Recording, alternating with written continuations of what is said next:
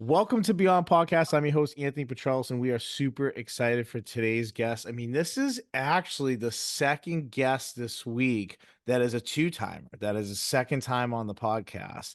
We have our guy, Danny Oliver here at Sonny's Boxing Gym, his second time. And today he came and he wanted to bring on a champ of his, someone that he's been talking to me about for a while. I know when we've been talking and covering you guys and who you have boxing in your gym, I've heard this name come up a lot. And if you've been on Instagram, I mean, I don't know how you haven't seen. I've seen it on every feed, no matter what time I go on Instagram. There's always a clip of our guest here boxing and winning at the Golden Glove. So, without further ado, I'm trying to overdo this introduction here, but I'm just super excited. We have Golden Gloves champ here, Katie Stepansky. Welcome to the podcast. Thanks for having me. Yeah, so I kind of hyped it up here a little bit, but we'll just kind of jump right into it. So obviously, I think it was about a week ago, right? About a week ago, week and some change, maybe. Yeah, 2 weeks ago. You boxed in Golden Gloves and you won. And what I found really cool was, and I actually just put it on our story to kind of like hype this up and to introduce you guys as our episode this week, was your reaction. I mean, you could put about 50 songs on Instagram to your reaction in the rank of being victorious, but not only that, just then running over to Danny and just seeing you guys have that moment was really, really special. So I kind of want to start there and then we'll go into the match a little bit because to me that just like stands out so much. But talk about you in the rink at that moment when you were victorious. I mean, did you know that you kind of won that fight, or was that like, I don't know if we won or not? I think that was a lot of boxers do this, but we manifest like what happens in the ring, what happens after if you think that you won, what your reaction is going to be once they raise your hand. And that's kind of like what I visualized before the fight, really a month and a half, 2 months, even longer than that before the fight even happened. And I think it was just, I mean, Danny and I have been working together for over 2 years now, and it was just like a culmination of all of the work that we've put in, all of the hard days, all the feelings. And once they raised my hand, I just kind of lost it. You could see me almost bend over at one point because it was just like a weight off my shoulders, just a goal that I'd set for myself two years ago when I first walked into the gym. And actually being able to achieve that goal with Danny along my side, like I couldn't. I think I pushed the ref out of the way to get over I there mean, you 'cause kind of, yeah, you I did. was You so did. excited. Oh my god, it He was got such the a step on. yeah, exactly. I mean, and I guess Danny, on the other side of it, like you being her trainer, you working with her, you knowing what her goal was when she first showed up to your gym. I mean, talk about that moment for you too, because you're putting in that blood, sweat, and tears. You're putting those hours of training and thought and film and study and everything else to make her just that much better. I mean, talk about that moment for you because it was pretty special, your reaction as well. Katie's like family, like legit, like my little sister. I look at her, even though she's 30, I look at her like she's 12. Yeah. Even I know she's not. I'm not saying as far as a mature woman. I'm just saying that's how I view her. So I see her in here working so hard, probably the hardest worker in there easily that's ever stepped foot through Sonny's. So I see how hard she's working. So when I saw that moment for her, Katie pretty much summed it up like all the emotions of everything we've been through. And just to embrace her in that moment was like, I'll say this, it was, if not the top, my top 3 moments I've ever been on that canvas. It was just so much emotion into that because I wanted it so bad for her. And I could see how bad she wanted it for herself. From the first day she stepped in that ring, the Sunny, she says to me, I want to win the Golden Gloves. That was her only focus. So, I mean, every amateur boxer wants to win the Golden Gloves. And it's easy to say, yeah, I want to win the Golden Gloves. That's great. But how many really put in that effort that Katie puts in? Right. Honestly, not a lot.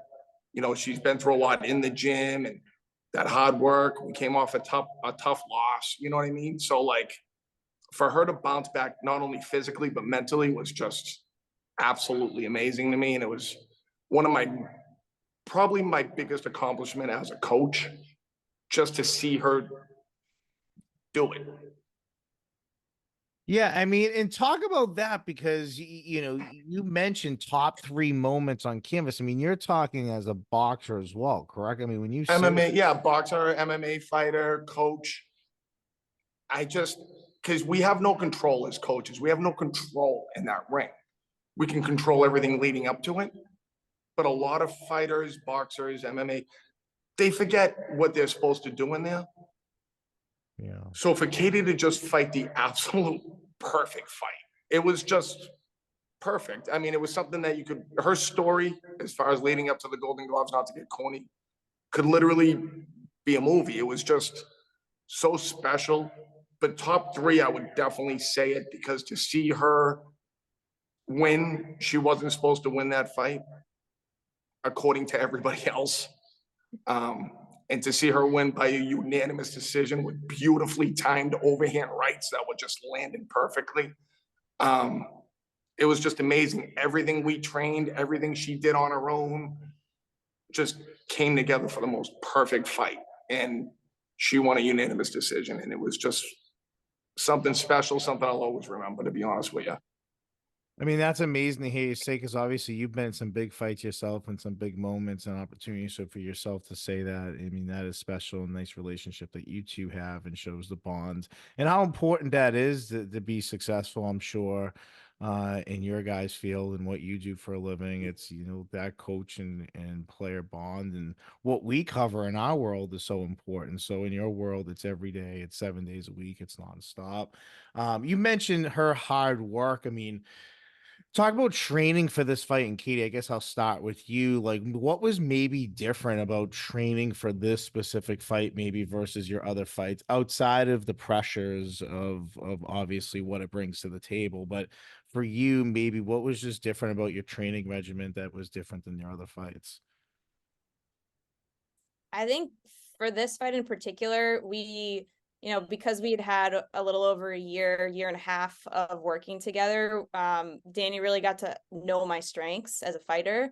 And I think we just drilled on those specific things every single day. There was a lot of work that I did outside of the gym, focusing on conditioning, which was a plan that we also put together like months ago, just to make sure that I could last in the ring. So that wasn't an issue. And technique was more of what we would focus on. But it was just a lot of very specific drills, very specific things that we knew we were going to see in the ring.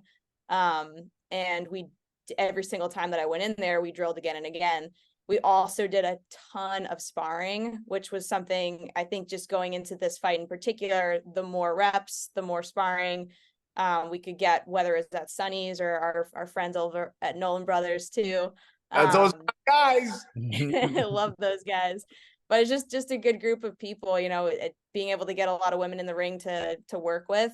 But I think mindset wise, this was, and Danny probably would agree too, but this was like, after losing last year, I just felt there's no way I'm gonna let that happen again. Like, for anyone who's ever lost a boxing match, that feeling of losing is it's terrible. And I went into this camp saying there's no way in hell I'm losing the ring. I don't care how many people think I'm gonna lose, I'm not gonna lose. And I went in every single day with that mentality, every single training day, every single session, and into the fight that way. And the outcome was what we wanted it to be, which was a win. So that was the biggest shift, was mentality and the training that was very specific along with it. Well, and you mentioned manifesting, so maybe Yeah. the mentality a year later for you, experiencing it, being there, understanding it, tasting it, just like everything, just having that little bit more than you had the year before. And Danny, you mentioned that no one expected her to win. I mean, I'll let you talk about it more as her trainer, then she'll probably want to talk about it as a fighter. But was the expectation, I mean, was that what was kind of like, she went into this and there just like wasn't a chance here? And for you, I've been a coach so many games, and I'm like, when teams say, I'm like, oh, actually, I think we match up pretty well against them. Like, were you looking at that just like so differently than everybody else? Yes. See, I know Katie's mentality. I know, as I'm sure you do as a coach, you just know certain players, certain fighters. So when I got a couple phone calls, I'm gonna leave names out of it, that said she's going to get slaughtered, or this is going to happen, or this is going to happen. I said, oh, okay. Because if you look at her, as you can even see her on your podcast, she looks like a girl that you're going to see at Barnes and Noble. She doesn't look like a girl that's going to rip your face off. You know what I mean? So I was like, okay. But during this camp, I kept saying to her, whatever it is you're doing, it's none of my business. In your brain, whatever you're visualizing, keep it going. It's none of my business what it is. Whatever it is, just keep it going. Because she just looked different. Just different. I can't explain what it is, but just different. Like, she was sharp as a tack. She was listening. And I mean, and as far as fitness and muscle and diet and all that stuff, that's all her. She does all her own conditioning, just so we're clear. With conditioning, Katie's a beast. I'll come in here, I'll go to Starbucks and have a chocolate croissant. I'll come back and she'll already be 12 rounds deep. So that's all her. She's a personal trainer herself. So, I mean, there's nothing I can tell her on that aspect of it. So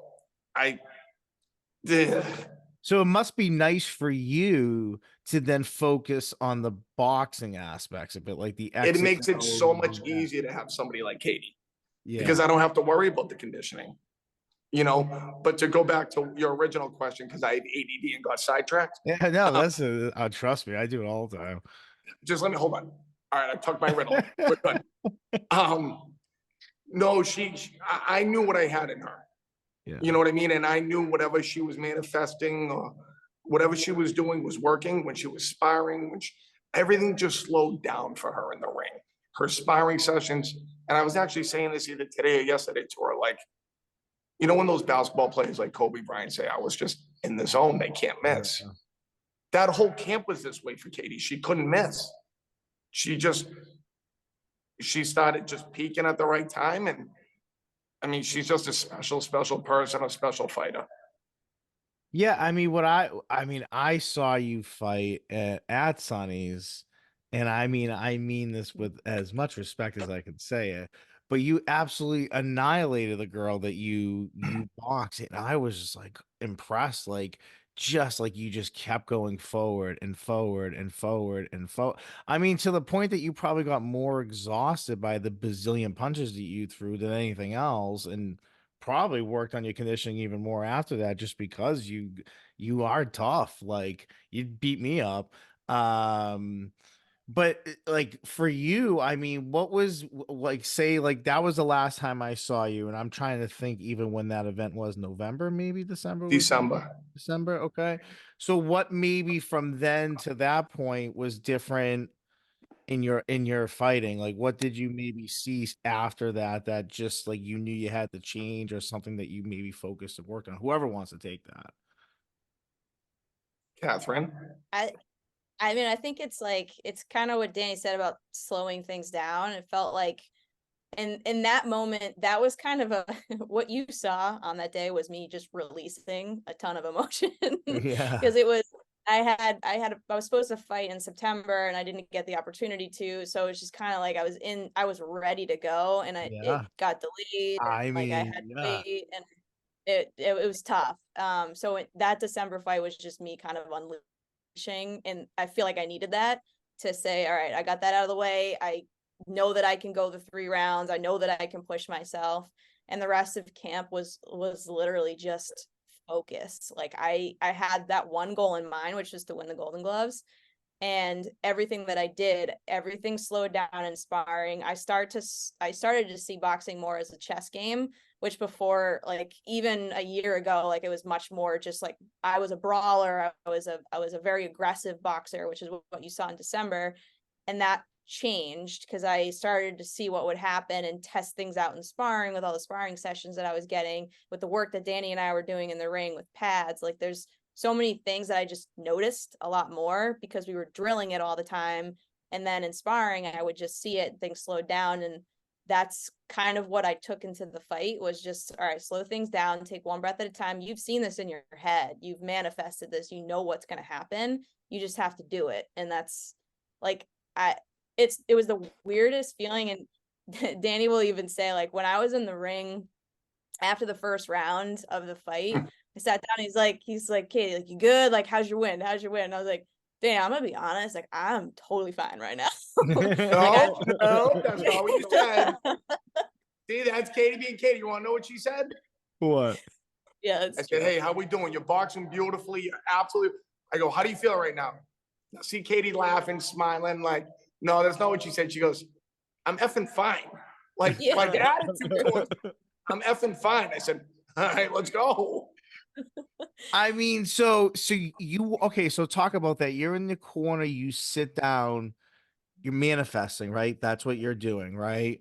Did you sit down and go, wow, either like our game plan is executing the perfection here, or was it that you just, I mean, what was it? Yeah, I guess what was it? I is what I'm asking. No, that's what it was. Like we were we knew exactly what to do. Danny gave me like a one thing to do the first thing out of the gate. This is what you're gonna do. And then throughout the rest of the fight, like we're gonna take it just one round at a time. And like what's good about what Danny does in the corner, I know you saw him talking to us in the corner in the December fights, but he just kind of drills these things in your head that it's very simple, the stuff that you have to focus on for the next 2 minutes and just breathing. And I think that was going back to the corner, like seeing after those first 2 minutes how things played out sort of the way that we wanted it to. It just gave me even more confidence to go into the next round and more confidence to go into the next round because our plan was actually working. Not that I doubted it for a second, but it was working. And I don't know. I felt right. I felt like everything that we did in training made me ready for this moment. Like the fights are supposed to be fun. And I think that's also how I felt as I was having a good time in there. Like I was having fun, which is, boxing is a very difficult sport. And like, obviously you're getting hit in the face, but you also, the reason why you keep coming back is because it's fun. And that's why, I don't know, I just felt that way in after the first round, after the second round, and then obviously at the end, just a lot of confidence based off of everything that we had done for the 2 years prior to that. Well, I think that's so amazing because I coach football. And so, like, the biggest thing when people ask me what I miss about coaching, it's the game planning. Like, I miss game planning so much. So to Yeah. hear you like go back into the corner and be like, the game plan was working to perfection. There was nothing better as a coach when kids were like, Coach, you're doing exactly what you said they're gonna do. As a coach, the adrenaline starts rushing through you because you know the work and the time you put into it. And as the fighter, you buying into that so much and then seeing it unfold in front of you, it just, yes, like you're not tired. That anxiety part of fighting, whatever that inside of you is not there maybe like it was in other fights because it's slowed down. Maybe the doubts of what people were saying are completely erased out of your head if there was anything in there, and you then go on to win that fight. I mean, it seemed like it from what Danny described a little bit ago. Was every round as dominant as that? Like coming back into the corner, did you feel Yes. like it just dominated? Go ahead, Danny, go for it. Oh, yeah, I'm taking this one. Yeah. It was an absolute slaughter fest, but it went the other way than what people thought. Yeah. It was she just boxed a perfect fight. Forget the game plan. Even if the great game plan worked, that night was all Katie. That night was all Katie. She boxed an absolute beautiful fight. It was all Katie. And I think Katie's power threw off their game plan a little bit. I don't think they were expecting somebody as petite as Katie, even though they're the same weight. The girl is, I believe she's 5'7", 5'8". Great shape, phenomenal person, great competitor, phenomenal boxer. I just think that Katie fought an absolute perfect fight. And every round was just, in my opinion, dominant. Yeah. Dominant. It was a unanimous decision. She kept throwing that beautiful overhand, right? Because we noticed the week before, me and Katie went to see her fight the week before, and we noticed her hands were a little low. And we both looked at each other at the same time and said, you see that? Yep, I see that. Okay. Because it's almost like we're together every day. So we start to get into each other's heads as far as knowing, I mean, as far as what each other are thinking. Mhm. She knows what I'm thinking. I most of the time know what she's thinking. And yeah, it was just every round I felt was absolutely easily won. So you win a fight unexpectedly. But in you guys, obviously you felt pretty confident going in there and what you were going to be able to do, and obviously you achieved it. I want to almost just kind of like hop in the DeLorean and go backwards here just a little bit, okay? Um, Katie, you Katie, are you too young for reference, Katie? do you get the Back to the Future reference, or were you just like, what the hell this guy? I'm not that young. I'm not that young. Okay, I'm in my Okay. 30s. I'm in my 30s. I was just gonna ignore it and hope that she did get it. Cause I got it. I got it. I don't know if she did. I mean, that's I my got you. plan. But you live in downtown Boston, so you are, I mean, your commute, you said before we kind of signed on here, is, anywhere between 30 minutes to an hour, depending on traffic, time of day, weekday, week, whatever. So winning something like this and knowing the work that you're putting into it, you're a personal trainer. That's what you do off to the side. So obviously you are disciplined in who you are, and your schedule must be so regimented, must be insane actually. And you must be so disciplined to do that all the time to travel. I mean, talk about traveling to Danny, and really to you why that has just been worth it from day one of this is my goal to win Golden Gloves, and this is the guy that's gonna take me here. Yeah, that's so the backstory of how I even got synced up with Danny and at Sunny's was I started following them on Instagram because my friend used to go to the gym that was right next door. She was like, you should start following this guy. He works at the gym next door. He's great. I had a session with He's him. I almost awesome. He's died. Yeah. awesome. Yeah. So I started following him Instagram, and I would like certain things. And eventually we started talking on Instagram, and I was like, you know what? I want to come back into boxing. I hadn't boxed at that point for over 2 years. Because I started in 2019, and I had my first boxing bout for Haymakers for Hope, which is actually the organization I work for now. And that was back in 2019. I ended up doing 3 fights then, took a break because of COVID. And then 2021, I got married, and I wasn't allowed to get punched in the face until after our wedding. I So, mean, fair. I mean, it's pretty fair. It's pretty which fair. is fair. I was like, okay, deal. Then in 2022, pretty early on, was when I met Danny and I started talking to them, and I was like, all right, this guy's legit. He's got trophies on the wall. I feel like if there's somebody that's gonna get me there, it's gonna be this guy. And I just walked in the gym. I had my first session with him, and it was just one of those things. He tried to kick my ass because I obviously walked in there like, oh yeah, I boxed before, I know what I'm doing. And he's like, no, you don't. And I did not know. After 20 minutes of him, I was like, I don't know what I'm doing. And I felt like, all right, if I'm going to learn from anybody, it's going to be this guy. And like literally ever since then, it was not even a doubt in my mind that that was the gym that I was going to train out of.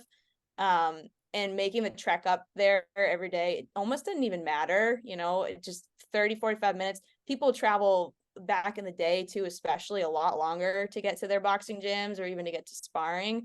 So like to be able to reach a goal, that time didn't even matter. And honestly, I used that time to reflect on things that I learned during the day, or as I'm driving up there, I would think about like, all right, what are we going to work on today? It's one of the Manifesting. Oh yeah, you think about it all the time. It's if you are not obsessed with the sport, you don't really belong in the sport. Like you have to be obsessed with it. That's something Danny talks about all the time too. It's just like an obsession. Jordan talks about it. Like these people that are at the peak of their game, and I'm not comparing myself to Michael Jordan because I'm not nearly that good, but I just think that that's the mentality you have to have, like just being obsessed. And I don't know, yeah, a quick 30, 45-minute drive meant nothing in the grand scheme of things. Yeah, and I think is what's so interesting is like when you were just talking there, like, and you would just like, I went in there, and after 20 minutes, I really didn't know what I was doing, and this guy really tried to beat me up. But your mentality, and Danny, correct me if I'm wrong here, because I'm just trying to pinpoint this. But her mentality is like, all right, if I'm gonna learn from someone, I'm gonna learn from this dude who just made me feel super uncomfortable because he just in 20 minutes made me feel like I've never stepped in a box rink my entire life. And if I'm going to learn from somebody, I'm going to learn from someone who is going to tell me how it is and make me feel how it is. I mean, is she extremely coachable? I mean, she seems like she would be extremely coachable. I mean, Ridiculously. She yeah. just, so Katie's that person that if you show her something, I'm hypothetically speaking, a left hook, you got to weave into it a little differently. After the session's over, she'll be training on that heavy bag, doing the same thing, drilling it for an hour.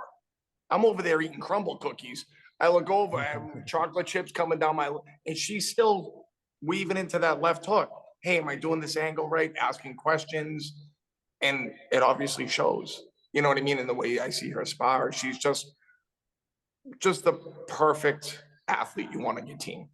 And I guess that's what I wanted to ask you, right? So she comes walking into your gym, and I was like trying to figure out because your goal is pretty specific. So I'm like, okay, she must have like a boxing background. So when you said that, I'm like, okay, that makes sense. But like she comes walking into your gym.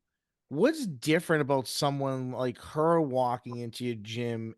Like that first session, her interpretation was this guy beat me up for 20 minutes and really made me feel like I don't know anything about boxing. But what was your interpretation of that first time you met her as far as what you thought she was as a boxer?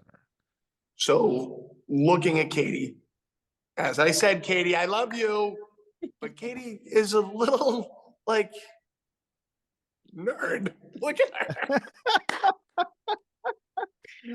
Katie, I didn't No, set this up, by the way. I didn't know this is how I'm it's gonna joking. go. No, I'm joking. No, she just looks like a, which she is like a little like meek, meek, meek, meek, meek, meek, meek. So then she says, "All right, I want to compete." I'm Yeah. like, okay. Now, anytime somebody comes in here that says they're coming from another gym, for me, boom, it hits in my competitiveness right away. Yeah. So I said, okay, let's jump in the ring.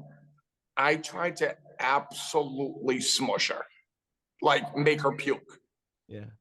So every round, I have a mentality like, okay, I went at her hard this round. Let me do this and make her feel a little uncomfortable and see how she reacts. Okay, let me do this next round. Like every round, I have a purpose in my head Get it. psychologically. And this little Mighty Mouse character just kept coming at me. So I'm like, oh, wow, I like her. I like her. Very humble, extremely respectful, very positive. Um, Kept asking questions, which I actually love, not questioning me, but asking questions. Okay, how do I do this? How do I do that? So I'm like, wow, this, she's going to be a problem in USA boxing. She came back and quickly became the captain of the team. Yeah, and I mean to me, I think of that because I think of like former players that I coached that like really stand out. And the one thing that stands out amongst all of them is I kind of really remember the first time I met them or my first impression, or maybe the first thing I said to them. And some of it was like spot on and some of it was I mean you don't repeat, but like but those are the things that like really stand out. Like I can tell just from talking to you and speaking to you, and obviously just in the conversation that we had thus far, everything that you've said about her has been pretty spot on to like what I think and what she says and what you say, and just kind of seeing how it all is unfolded. um and obviously, this is a big deal to both of you, Danny. I mean, you actually had another fighter as well, on the men's side who also won Yeah, gold. he won the open class tournament at light heavyweight. Rob, I love you, but you're not on this podcast because you have the personality of a stone. But I love you, buddy. He knows I love him. But I mean, he's an 80-year-old man stuck in a 25-year-old body. Like no, those two guys in the Muppets that are up on the balcony. Yeah, Always just I know who heckling that is. everybody. That's right. Life sucks. F it. Oh, I'm tired. He just Hey, we'll just put his highlights and just knocking people out. I mean, you know what? that'll As be long as he brings home that belt, he can be as miserable as he wants. But I mean, for you, that's I mean, I don't know the boxing world particularly well, but I know winning this, like I have a friend of mine, him and his brothers and his father, they go to this every year. They like I think it's every Thursday night, right? I think Yeah. They go every Thursday night, and they've been doing that as long as I've known them. And I knew I was like, oh, pay attention to this fight. Like I know the people in this fight, you know. It, winning something like that, what does this now do as far as like next step, or is this a big catapult for something, or is this just like a notch on, I mean, I just don't know. I'm more asking than anything else. Might be a silly question, but like how do you then promote yourself out there after something like this? Well, I got a chance to compete for the All New Englands, which will either be next week or the following week. Okay. So I'll be able to get right back in the ring, which I'm actually really excited about. So take home another trophy and another win for Sunnies, which will be great. And then after that, to be honest, I don't know. I'm not really sure where I'm going to go from here. I think I have, I do a lot of training myself for my clients back in Boston. So I think I'm going to focus a little bit on that. Help the team at Sunny's, that whoever's going to be training for events that are coming up in the spring, in the fall. I want to be there for them because they were there for me. So I think that's going to be something that I'll focus on too. But for myself, getting back in the ring, I don't know. We're going to see what happens, but I'm not really sure yet. That's great. And Danny, for you like this, just to kind of on the other side of things, is again more for boxing. I don't know. Something like this, I'm sure you're obviously her promoter too, and going out there and finding these types of fights or having someone who maybe does. And I don't know how that works, but for you, how does that, like after a tournament like the New England that she's going to be in, how does that then, how do you kind of get to work on the other side of things a little bit? Because your job is like, you are like Spider-Man, man. Like, you like, you got Anxiety, to right? do it. Why Spider-Man has a lot of anxiety over this? I mean, I mean, I think every superhero does. Like, it blows my mind that they never like superheroes don't take like anxiety medicine, like in any movie. I mean, the weight of the galaxy sometimes is in your hands. Like, you're not stressing a little bit, like, I don't know. But Uh, yeah. it's gonna be like I guess it's gonna depend on what Katie wants to do. Um, I mean, you were at the Punch and Parkinson's, as she was just saying. I don't know if you know this or not, but she helped every single one of those girls train for the Punch and Parkinson's. Well, no. On top of her own training, she came in on her off hours to help all those girls. And as you saw, you were right on my hip. We had a lot of fighters. And Katie's so selfless and such a team leader that she came in on her off days to help. I had to throw that in there. I'm sorry, Katie. I don't mean I to mean, make you that's oh, important. Yeah, I mean, that's important to hear because I think that what's always so unique, I think about like there's always like really good athletes that stand out in different sports, but then sometimes it's like, how do those athletes then stand out, right? And I think for someone like you to then hear on top of you being a championship fighter that you are training people and helping people of all different levels. I mean, when I was there, I mean, everybody was on different levels, and that's no insult to anybody, but you are on a much different level, and I mean that very nicely, positively. But for you to be kind of taking time out of yourself to help others is selfless, and I think that that is a huge attribute of yours going into maybe what sometimes separates those greats. You mentioned MJ and saying I'm not MJ, but like that mentality of thinking, not a lot of people think like that either. Like whether you're MJ or not, like that mentality of thinking can be part of so much. So for you to have that and feel that and know that that is like you want to become that is awesome. I mean, do you see yourself like working in the world of boxing, like being a trainer yourself? I mean, has boxing kind of always been, I mean, I know you're a trainer, but a specific goal of winning golden gloves, like has boxing been a part of your life? Is that what you see it becoming a bigger part of your life? I think so. I mentioned I work for Haymakers for Hope now too, which is I just started working for them full time in February. Yeah. Um, but it's a charity boxing organization where you put on boxing events, raise funds for cancer, and that event in 2019 was sort of the catalyst to what got me into boxing in that way. I would do cardio classes every once in a while, but never truly fighting in the ring. And I was an athlete my whole life. Like I played softball in college. I was gonna ask you, did you did Yeah, like D1. where'd you play? I played at Quinnipiac in What Connecticut. positions you play? In college, I was a left fielder. Oh yeah, I mean, okay, so that's yeah, you mean you have a cannon probably, right? My favorite position was second base growing up, but I was like, I'll take whatever wherever they put me, I will go in college. I Like mean, I didn't, left field means you have a cannon. You can hit the cutoff well, and you can that's really true. cut off second base if you need to make that throw, like where you can make a Gotta be nice little throw. fast. Oh yeah. I Oh yeah. mean, yeah. I mean, I was a softball left fielder myself in high arc softball pitching, just throwing that out there. But It still counts. It still counts. Hey, it's a game's a game. um but yeah, I mean, it seems like you are so bought in and like invested in the world that like Yeah, I could definitely. see, just if not in the fighting aspect of it, being involved in it in a lot of other aspects of it. Yeah, I'm all in on this sport at this point. It's something, even just helping out those girls for the fights last year was it was just really fun, and being able to see them in their elements on their fight nights was honestly so rewarding. And I think that that's like the feeling that you get when you're in the ring is just such an accomplishment, because I don't know what's less than 1% of humans actually step into a boxing ring. And I like that in itself is incredible. I think that's a number two for people that run the Boston Marathon, which and for Right. something like boxing, it's just you and another person. So it's probably even less than that. But to be able to get into a boxing ring is terrifying, but it's also such a huge accomplishment. And if I can help people get there, whether it's they're getting in the boxing ring, learning how to box, or just getting the benefits of boxing at all, that is definitely something that I'm going to take with me through other training that I provide to other people.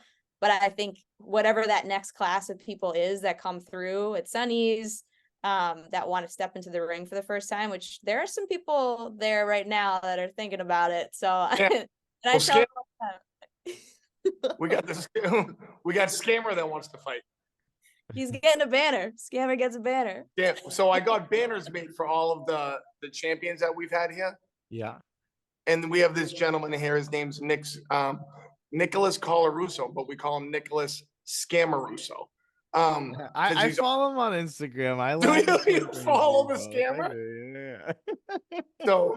So my Joey, who I talk about all the time, my cousin that works the corners with me, he made up Scammer wants a banner. So Scammer wants a banner. Get one. He'll be on the podcast this time next year. He'll be talking about his That's win. like when the Colts didn't the Colts get like AFC like North champion banner or something? They got like some ridiculous banner hung up or something like that. AFC like championship runner up or something. It was like something No, stupid. they didn't. They got something. They did get something. I might be exaggerating a little bit, but they did get something like kind of ridiculous like that. I'll look it He up after. I'll text it to you. he's a hard worker. I think he has a legit shot next year. Yeah. He's a hard worker. He's a good kid. Yeah, now if I remember in the fight of your gym correctly, his fight was pretty heated. If I remember, Yes.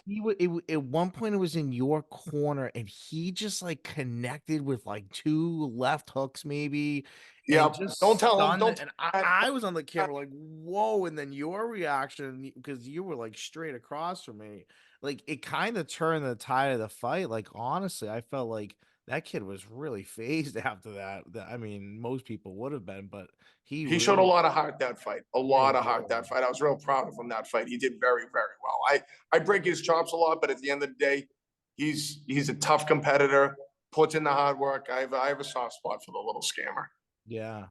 I mean, my favorite thing about Danny, and like honestly, like, and I mean what I'm saying here for a minute, Danny, like I've never met Danny. Maybe like 9 months ago to a year ago, we were introduced to each other, and it's like Danny and I click so well with each other. We get along. Like I feel like I've known him my entire life. Like, and he's the nicest human being in the world. And being around him and just like talking to him, it's like he has such a great energy. But covering this guy in the corner, like covering him at Big Night Live, at the event with the Puncher Parkinson's, that the event we covered there with you, Yes.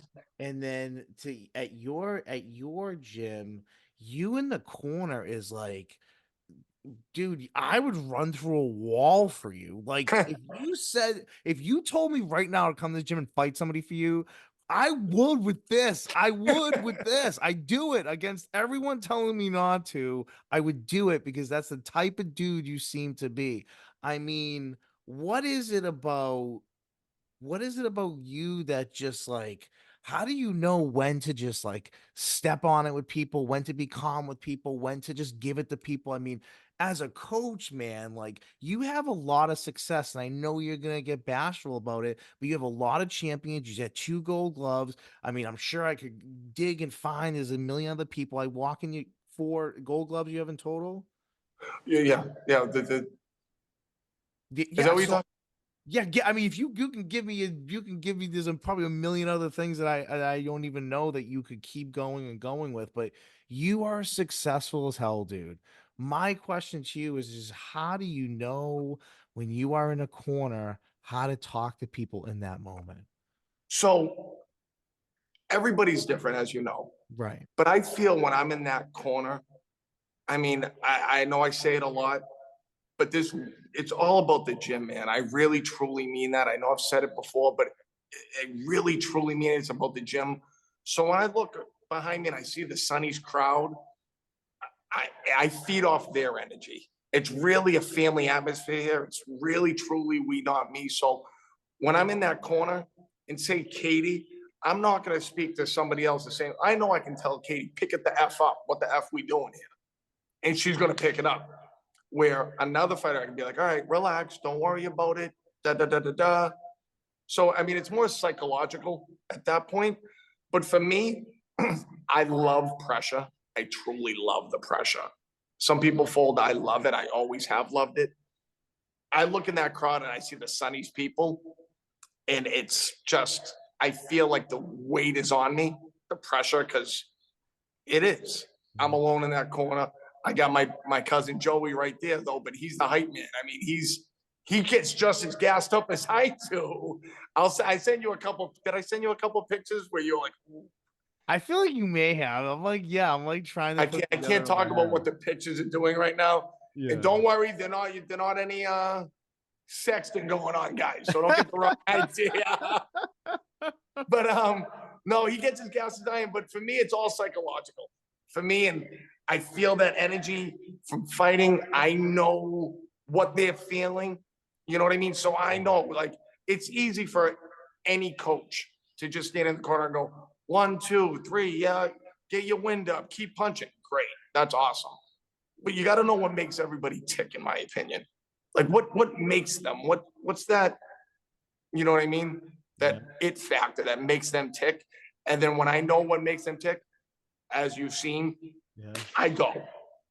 Yeah, and I think that's what I found so interesting about you. Like I was like a defensive coordinator, more on the defensive side of the ball. Even when I was a head coach, I was always involved in defense a little bit more. But like coaching kids specifically, there were certain kids that I know I could lose it on, and they would mentally be okay to then go back out there and play. Versus other kids, I'd be like, oh my God, what coverage are we in? You know what I mean? Like you're like twiddling your fingers and like wanting to explode, but you know that you can't. But I mean, our first reel that we put out of you on Instagram had over like 50,000 views, and it was you in the corner in the comments that were just written about you. And I'm like, and we cover coaching. I mean, coaching is a huge aspect of what we cover, and no matter what sport it is or what people are doing, and I just find you so intriguing in what you do because you're so successful, you're so humble. And then I see how you talk about your fighters here. Like, here I am, like, oh my God, I set this poor girl up. Oh my God, I set this poor guy up, mentioning he won gold gloves. But like you said it, like it's that family mentality. It's that like we, not me, like that.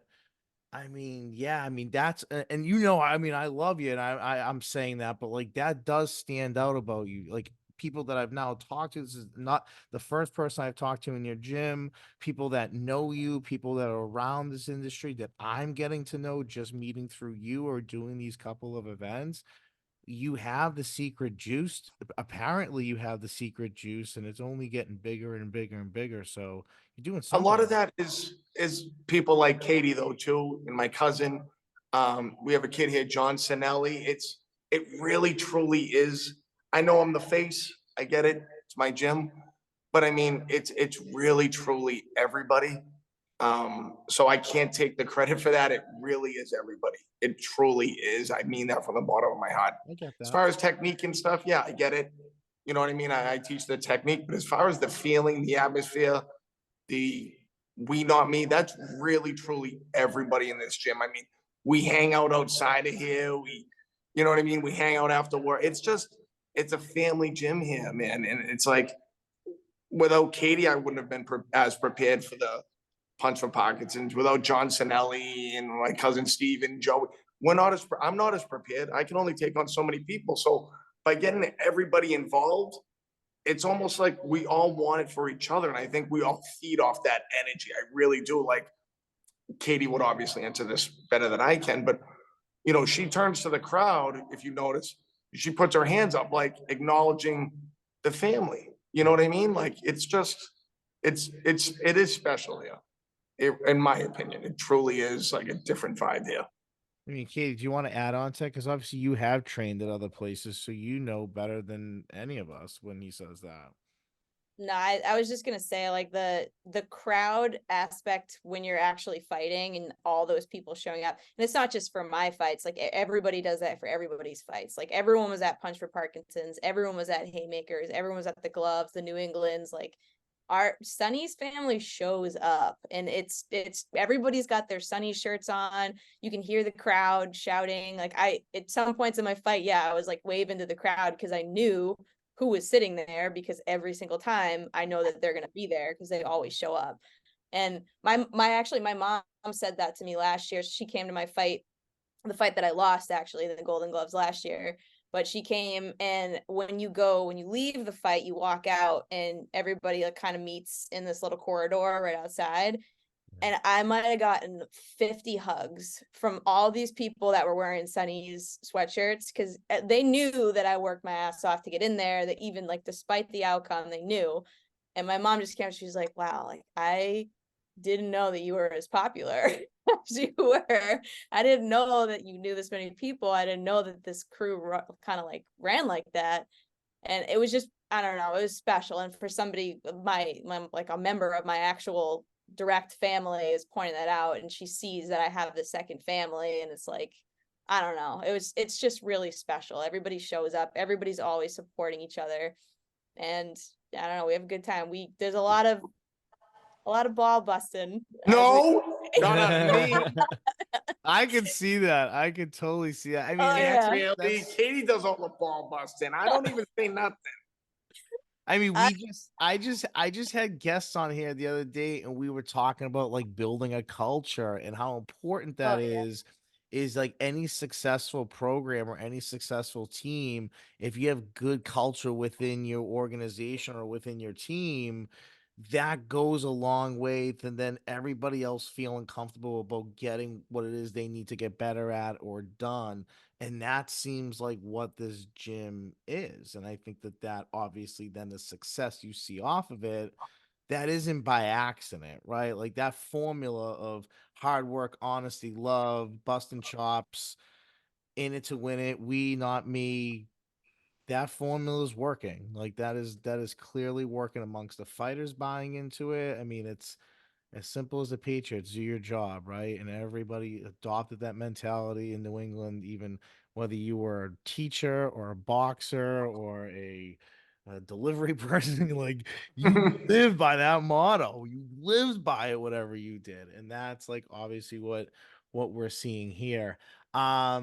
Social media, just out of curiosity, because social media is such a big thing for me and what we do.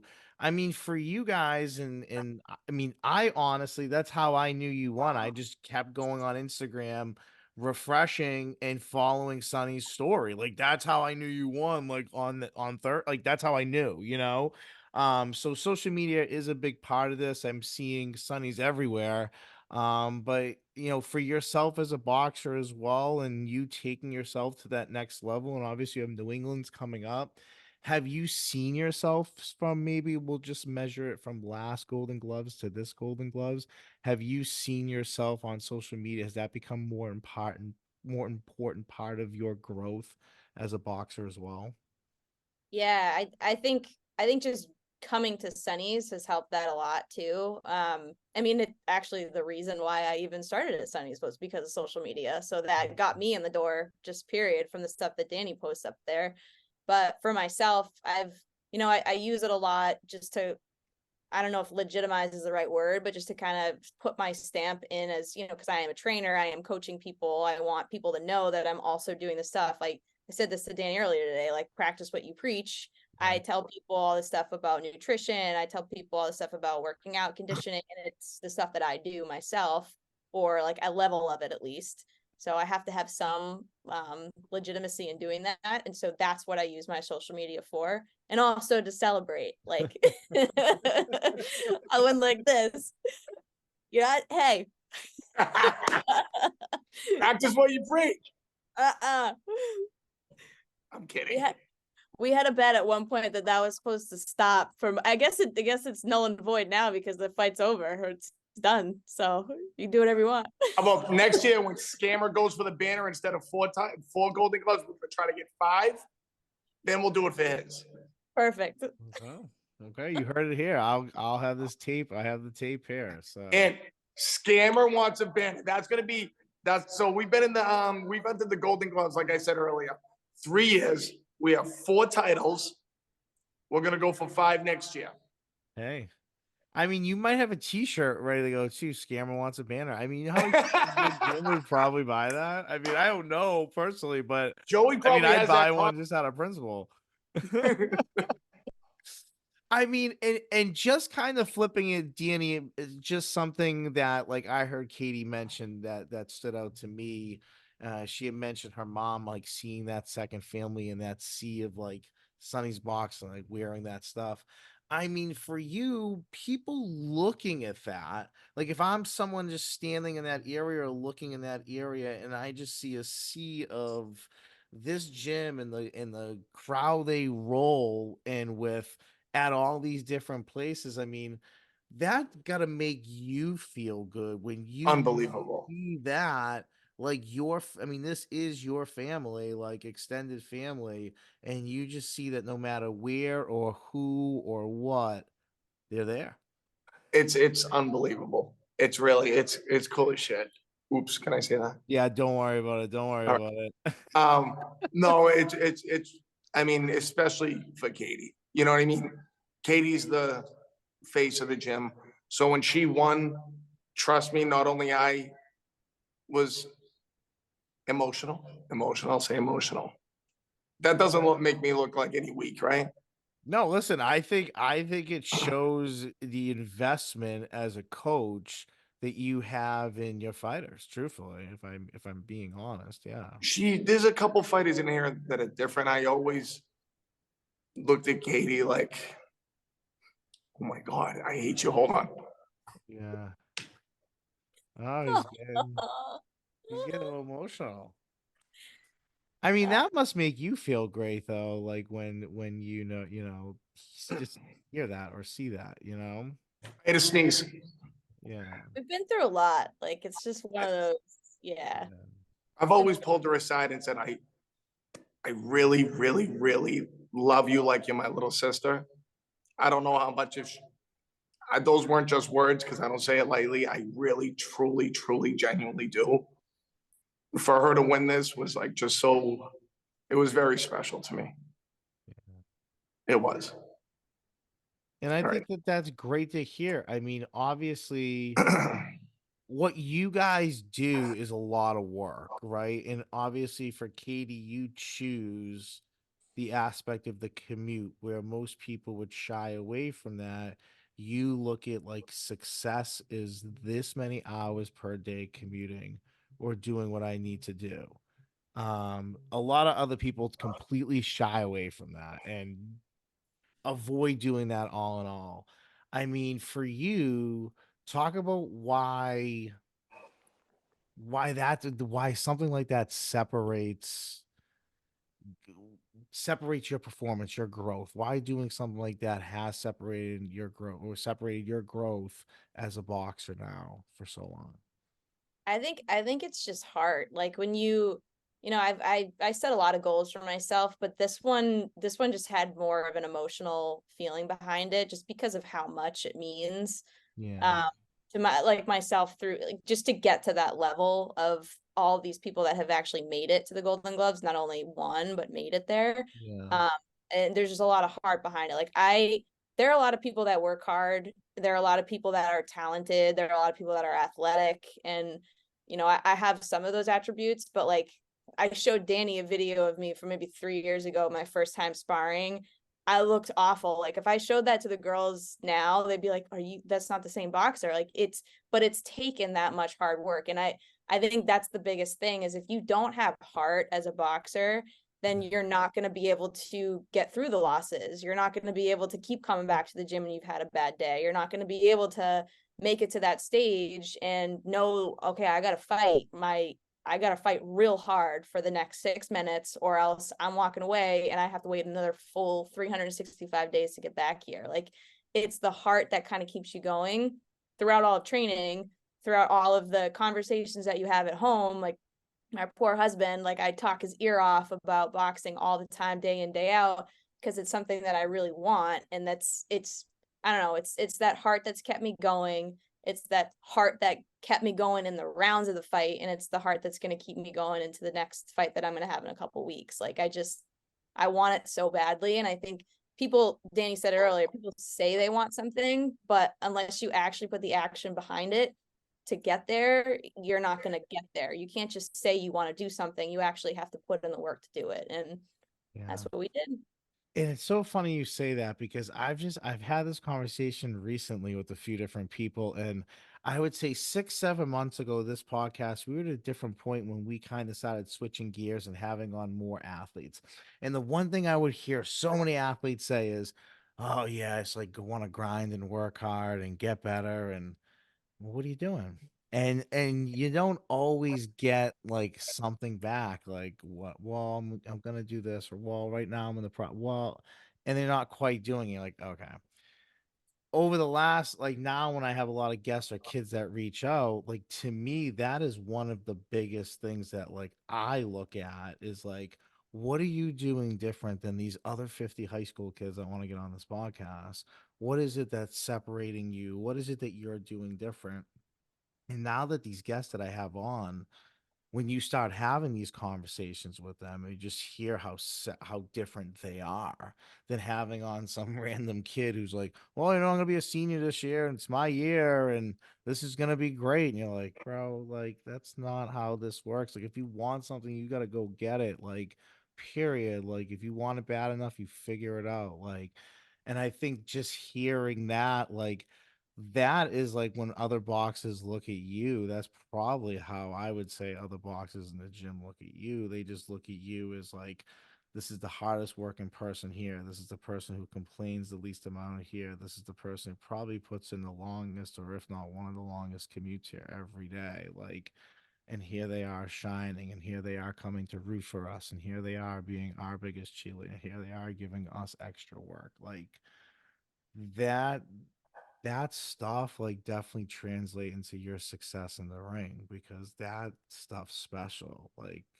being good at that stuff, like you're going to be good at the coaching aspect of it or getting coached, whether it's soft or hard or honest or whatever, because you just know how to like adjust to so many things already. Yeah, I find it's interesting. So next couple weeks you have New England's. Talk to me about it. Where is this? Where can we tell people to find this, and where can we promote this for you guys? Most importantly, Yeah, it'll be right back in Lowell. Either next week, next Thursday, or the following Thursday. I find out my opponents are fighting this upcoming Thursday, so whoever wins that, I will fight the winner.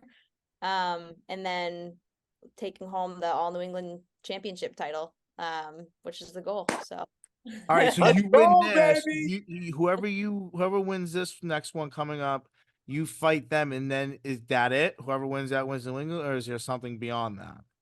that's it. So you win that, you win New England. Is there like then a regional like type thing? Like, is there a Southwest winner or anything like that, or is this something just special more in this area? It's at least for me, it stops there for a little while. Yeah. And then we'll see what happens. I got some other plans Okay. for Okay. myself in the future, but yeah, for now we're gonna Yeah. I it's mean, I'm not going there with. I'm not asking anything. Like, I'm not asking one thing. a couple plans, couple things I I get gotta it. do. I get it. More goals on my list. Yeah, yeah. But and I'm more again, I'm more asking as just someone who doesn't know. I'm not trying to press or push Yeah. anything here. But winning New England's Danny, just in the boxing world, winning this, is this like a big catapult? Typically, people who win this, like, Oh yeah, her name are will you be moving forever. up and fighting? Like, yeah, like, how does this kind of work? Yeah, I mean, uh, are you a boxing fan? You're not really, right? Like I semi. mean, big names, but as far as like more UFC, if I'm being honest, Okay, but yeah, we've yeah, talked about that. yeah. Hmm, So yeah, even growing up, right? yeah. If you hear this kid's a Golden Glove fighter, you've heard that, right? Growing up, Yeah, to me, that term is like when I hear right? Golden Glove, like I think like elite fighter, like that's what always kind of came to mind to me. Right. Yeah. Now, like people who don't know, I mean, like being a pro boxer is not like the NBA or the NFL. I mean, you could sign a waiver form and go in that ring tomorrow. You know what I mean? You could Right, fight, right. uh, grab the guy that's doing the landscaping over at Sunny's tomorrow, and I could say, hey, I'll give you $1,000, jump in the ring. Sign this waiver, right? Yeah, yeah, That's it. But to be a Golden Glove winner, you don't know who you're fighting. You have very short time to game plan for it because the brackets are set up week to week, yeah. Okay. so to me, that Golden Glove title means it's prestigious. I mean, her name will forever be entrenched. She'll have something to someday if she decides to go this way to show her kids and you know what I mean, her grandkids. And I mean, that's why, because she's earned it, I'm trying to do so much to show her how important and prestigious this title of being a New England Golden Gloves winner is. Yeah. You I mean, know, to me, yeah, I agree. Like I didn't know a lot about I don't know a lot about boxing, but growing up, Golden Gloves to me was always like the best of the best. So I didn't realize like so whoever she fights next wins like New England. Like to me, like that's a promotion to be like, well, this is the best fight in New England pound for pound at this weight class. Like as far as bigger fights, I mean, that's what I'm assuming, right? Like that's kind of how that works.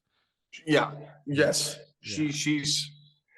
she definitely is. Yeah. She Okay. definitely is. Yeah, and I'll end it there. I'm just curious. It's more the boxer fan. I'm not trying to, like I said, I'm not trying to spark anything. No, no, no. I know. I'm Yeah. just saying, Katie Yeah.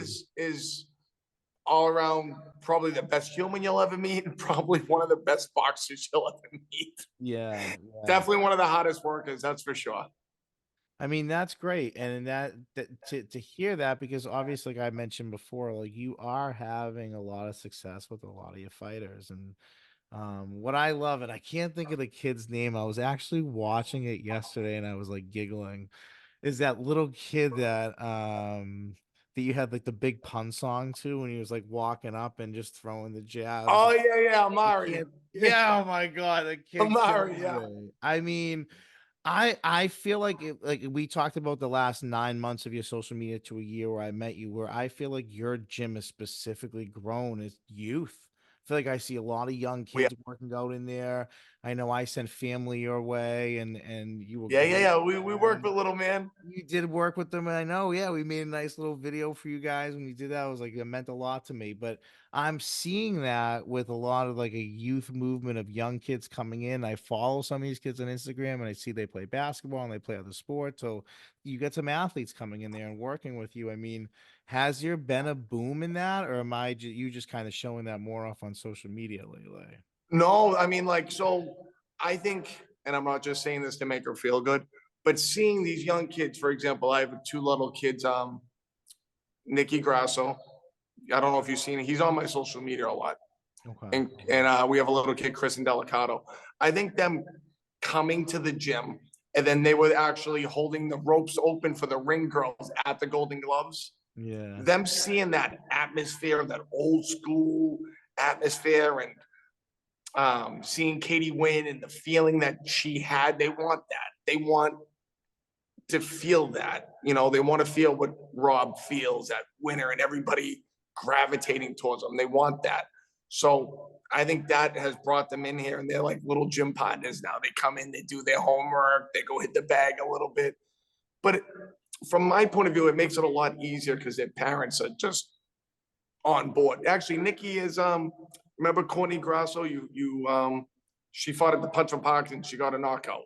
Yep, yep, yep, yep. It's her son. So like, Okay. if I want to dope slap him, her and her husband don't do whatever you got to do with them. Just, I don't care. The same with Chris's parents. They're like family to me. So they're like, just do whatever you want to do. Just get them better.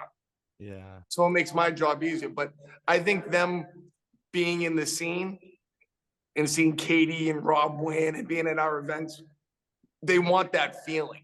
Yeah. So they're going to work hard to get it.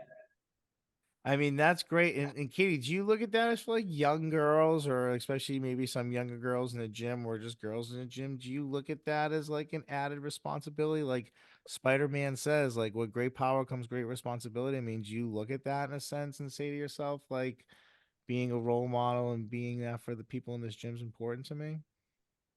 Yeah, I do. I think, and even with my nieces and my family or my younger cousins, like if younger girls at the gym, people I run into just in the personal training and fitness business in general, like if I can be a light to any of those people, I am more than willing to help. And that you mentioned social media earlier too. I've started getting more active on social media and posting my own experiences and my own journey, because if it's going to help somebody else, either someone who's aspiring to be a fighter or is just learning boxing for the first time, like if there's any tips I can give somebody and their journey, I want to share how my journey went and see if we can relate in some level. But I do think I'll always be there for the younger generation that's growing up that wants to learn. I didn't start boxing until I was later into my 20s, and it's something, being able to see these younger women that are actually willing to learn how to box and want to get in the ring, I think is so cool and so badass, because it's just not something that I grew up with. Like boxing was just not a, my mom put me in ballet. I don't know why she did that, because I barely even lasted a year. But that was like these are, boxing is now a sport that younger girls are interested in and want to learn, and it keeps them out of trouble in a lot of cases too. It teaches them discipline, which I think there's so many good things about boxing that somebody at that age could really learn, and something I didn't have. So I'm hoping that I will be that person for that generation moving up, that I can help and introduce them to the sport. Yeah, I think that's important. I think that is, sometimes I think what people forget a little bit at times, especially in the athletic world, is, who's looking at them sometimes and who are the people that look at them the most. So to hear that and to understand that about you. Now, I'll ask this: what is, and maybe you specifically have one, or maybe you don't. Mm-hmm. What is your theme song? Like, what song do you have a specific theme song that you come out to, or are you still kind of playing with that? Like, to me, music is humongo, like humongo in the world that we cover.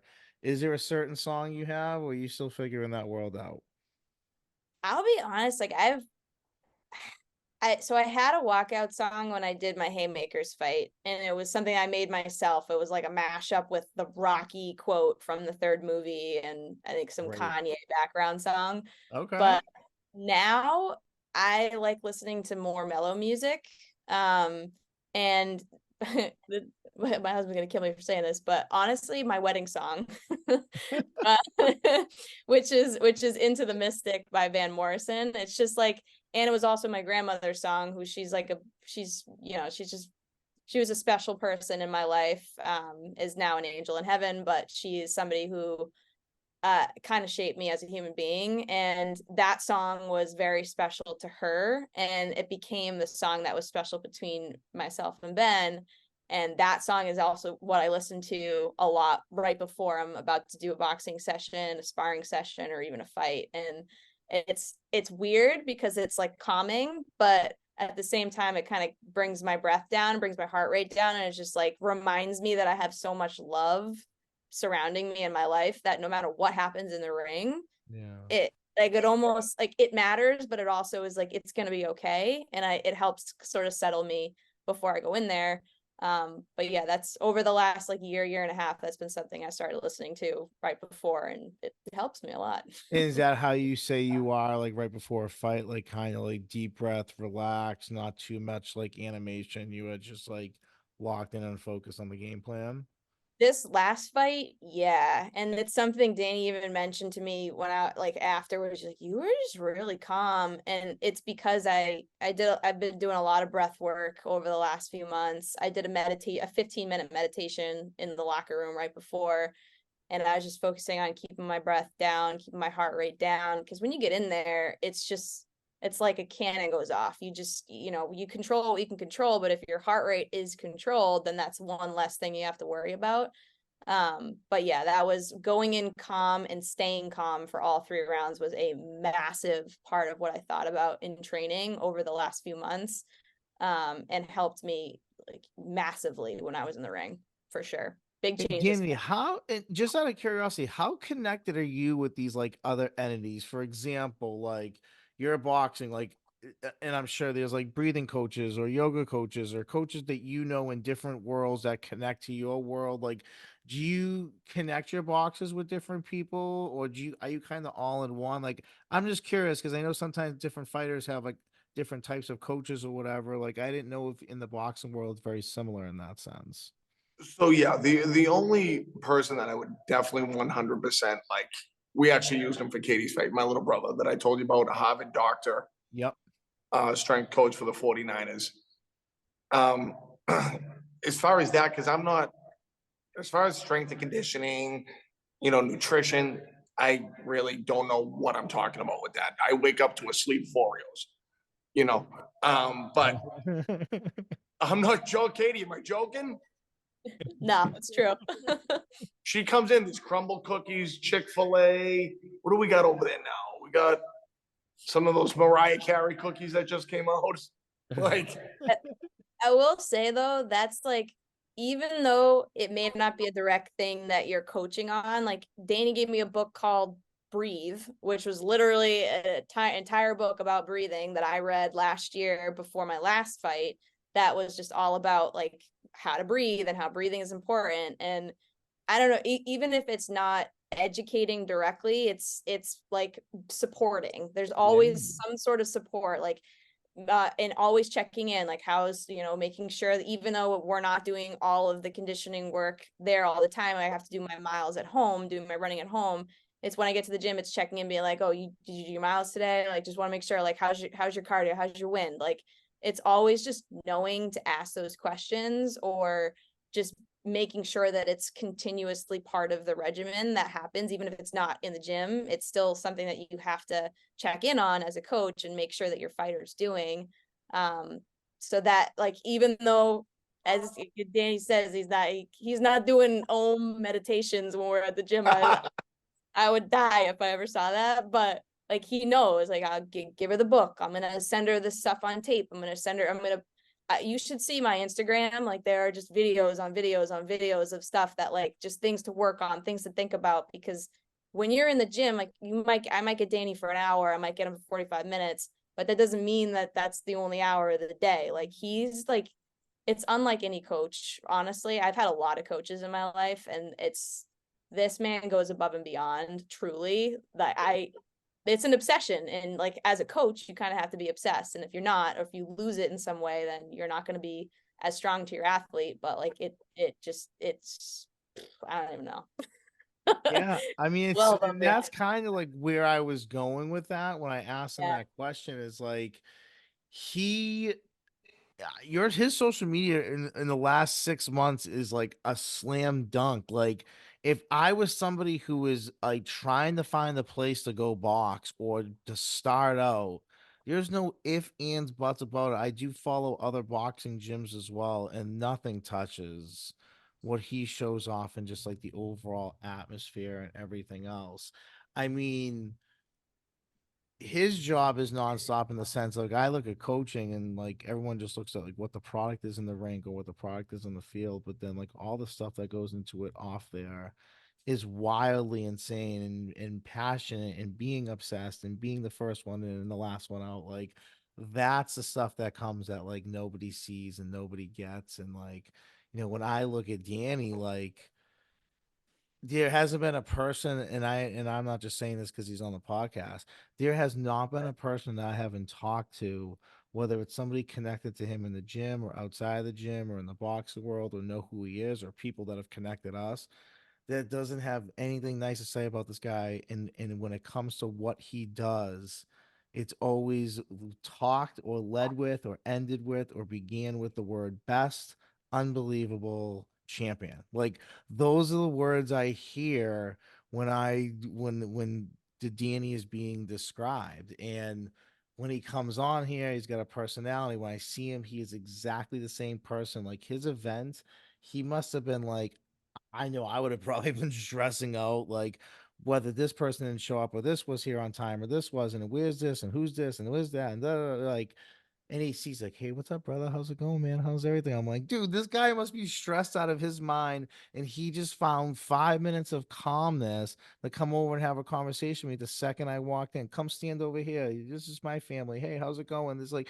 like yeah, there is just something about him. Like I don't know what that it is, but like I see it, like I get it. Like I talk to this guy, like he's literally my brother. I'm like, what's up, dude? What's going on? Like all the time, you just can have easy conversation with him. So I can imagine as boxers, he's probably the easiest person to. I'm sure if you love to be called tough, like I'm sure he's tough, but and I'm sure he's not like when I say easy to approach, meaning like you love's love, like love, whether it's sweet, nice, warm and fuzzy love, or it is tough love, in your face love. Love's love, like whether it's I'm one way very or the other. passionate.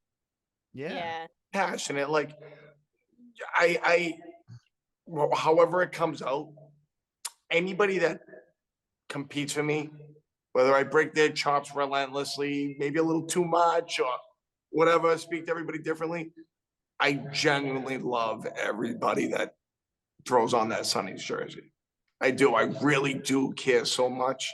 Sometimes to a fault because I'll wake up watching videos of Duran versus Hagler or Sugar Ray Leonard versus Hearns if Katie's fighting a taller fighter, or like I'll just be studying and studying and studying. And if I see something like what Katie was saying, boom, I'll send it to her right away. Or if I see, I'll send it to Rob right away. Like, all right, remind me because I have so much going on in my head. This reminded me of you. Boom, this is what we got to do. Like, and it's just the gym. I keep going back to that, and I know I sound like a broken record, but it's like I don't know, something messed up in my childhood, ever. But like, I don't want to let any of them down. Like, I want each person to get that full experience, everything I know. You know what I mean? I don't want to walk away from a fight saying I could have done an extra 3 sessions with him. I could have put him on the heavy bag a little bit longer. And I think that's what makes it so easy to work with Katie because she does 3/4 of my job for me. You know what I mean? right. She does 3/4 of it for me. So it makes it so much easier for me that like she has that self motivation to just get on that heavy bag, jump the rope, do the miles on her own, do the sprints. You know what I mean? It just somebody like her, it makes it so much my job so much easier. And And which that's makes nice. And that's nice, right? Because, like, again, I'm just equating it to the football world. When I think of our most successful teams, those are the kids staying after practice, running routes, doing one on one coverage, working on their snaps, working on their punts, working on their kick returns. And the teams that weren't that great, you weren't finding that many kids after practice putting in those extra reps, if any, right? So, it's equivalent here. Like Katie's putting in the reps that nobody else is like watching or seeing or paying attention to. And that's like you said, like that when your fighter's doing that, like your athlete is doing that, holy smokes, because yeah, like it makes then you want to work with them more too. right, like makes you just want to be like, all right, keep doing this every day, and I am on the other end, I'm going to kill it for you. Like that's nice and it's rare, right? So I'm sure in your world, people either have that or they don't. There is no middle line there with that. And so it's probably a lot more rare when they do versus when they don't. So Absolutely. But listen, guys, obviously a couple weeks you got a big bout on your hands. I have no doubt we're talking to a champ here. I mean, I think we're talking to a top champ here anyways, but I think an even bigger champion in a few weeks. So we're excited about that. And obviously anything we can do over the next few weeks promoting this, any videos of you training, anything like that, any trash you need me to talk, you just tell me. We are there. But in all seriousness, I mean, we're a huge fan of Danny. He knows that, and what he does and everything he represents, I think is great. I think it's great for people in general and how he makes people feel. And truly, I think turns people's lives and change people's lives and makes them feel something a bigger, part of something bigger than just what boxing is. And he definitely, I see that. So, always a big fan of yours, buddy. And Katie, I've heard nothing but amazing things now after talking to you today. I get it. So it's nice to kind of really get to really sit and talk with you tonight. And I Yeah. didn't wear my Gucci for you. I just put on a Sonny's one. I was gonna I make knew a you were gonna reference say to it at the something. beginning, and I kept quiet about it. I did. I even had it written in my notes here. I had it actually like my dark parentheses around it, so I wouldn't forget it. But I saw you wear the hoodie, and I let it go, and you just brought it up. I was gonna ask you. I was like, "What is it? Second time guest? You don't have to dress to the nines. What's going on?" You know what it was? I wanted to be humble. Today's podcast was all about Katie. I wanted to keep it focused on Katie. But I was gonna wear that Louis V, homie, but I didn't. I figured you in the ring. I was like, when you stepped away from the screen at the very beginning when we signed on, I figured you walked back on like Ric Flair, like with the half the suit on, alligator shoes on, silk shirt, two buttons Rolly. unbuttoned. Yeah, like I was waiting for it. I was waiting for it, but you know what? You still look great. Doesn't matter. So Thanks, bud. yeah, but best of luck, guys. Seriously, in a couple weeks, and like I said, anything we can do to help promote you guys, please just let us know, and we are on board with it. But we just finished our coverage, guys, so we are all done with our sports coverage this winter. We're gonna have a wrap up video. We just dropped our Medford girls hockey video senior tribute to the teachers. Check it out if you haven't. It's been blowing up on Instagram, so it's been nice to see in a special project that we put together. So again, Danny, Katie, thank you for coming on Beyond Podcast. Much love, buddy. Yeah, few weeks, guys. Huge fight coming up, and we're excited. So keep us in the loop. From Beyond Podcast, I'm your host, Anthony Petrellis. Till next time.